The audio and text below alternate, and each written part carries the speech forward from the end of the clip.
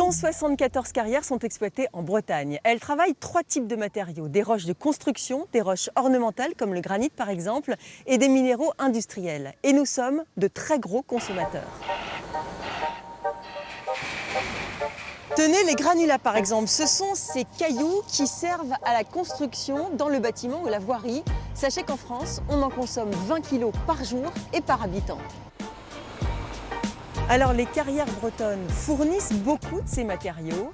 Quel est leur avenir? C'est la question éco de la semaine.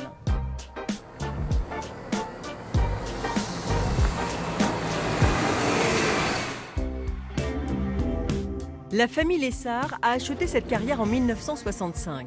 Depuis, 3 générations se sont succédées. L'entreprise emploie 100 personnes et possède 11 autres carrières. Dans celle-ci, la plus importante, 5000 tonnes de cailloux sont extraites chaque jour. Des graviers, livrés à moins de 30 km à la ronde, à des entreprises de travaux publics ou de bâtiments. Derrière, ici, on voit alors 2 générations d'usines. Une première, celle que vous voyez plutôt sur la droite, qui de 1971, qui a été installée par mon grand-père. Ça fait 50 ans qu'elle travaille, elle est toujours en ligne. En 20 ans, la moitié des carrières bretonnes a fermé. Il reste les entreprises indépendantes comme celle-ci et celles qui ont été rachetées par de grands groupes. L'entreprise Lessard, elle, est toujours courtisée, mais mise sur son indépendance et investie. Il y a globalement moins de carrières qui sont aujourd'hui autorisées au niveau préfectoral, donc il faut compenser, on va dire, plutôt les différentes fermetures qu'il y a eu depuis plusieurs années et celles qui vont à venir. Et donc on anticipe tout ça avec cette nouvelle usine qu'on est en train de monter. L'exploitation des carrières est très réglementée par l'État. Ici, l'autorisation court jusqu'en 2036. Sur les 300 hectares que l'entreprise possède, 75 sont autorisés à l'exploitation. La ressource est loin d'être épuisée pour le moment. En termes de gisement, non. Après, tout ce qui va être logique d'autorisation préfectorale, là, on tend vers la pénurie. Donc voilà, c'est ça qu'il faut vraiment, c'est vraiment 2 choses. C'est pas parce qu'on a les gisements naturels, la ressource est là, mais la partie autorisation préfectorale n'est pas toujours en adéquation. Nous avons changé d'endroit et d'échelle. Véhicule léger en carrière, conducteur de la niveleuse, on va te passer devant.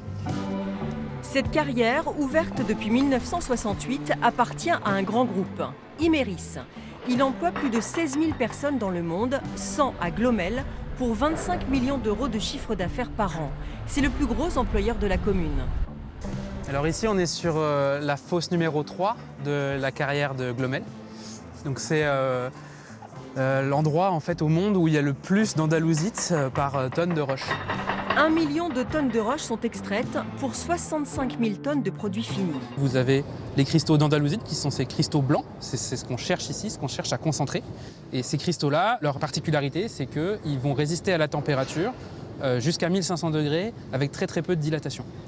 Alors nos clients l'utilisent pour aller protéger l'intérieur de fours ou de procédés industriels où ça monte en température. Le gisement pourrait encore produire pendant 30 ans, mais l'autorisation préfectorale est valable jusqu'en 2033. Les responsables travaillent donc déjà pour l'après. Leur stratégie, ne plus vivre caché et communiquer. On a un comité local de suivi de site qui se réunit 1 fois par an, qui regroupe toutes les parties prenantes, des associations, des riverains, des communes, les communes alentours, l'ARS, etc. Et c'est des réunions publiques. Le sol breton est riche et la ressource est là. L'avenir des carrières dépend des autorisations d'exploiter. Il dépend aussi de l'acceptabilité des projets par les habitants et donc de la capacité des entreprises à prouver leur intérêt pour l'économie locale durable et pour l'environnement.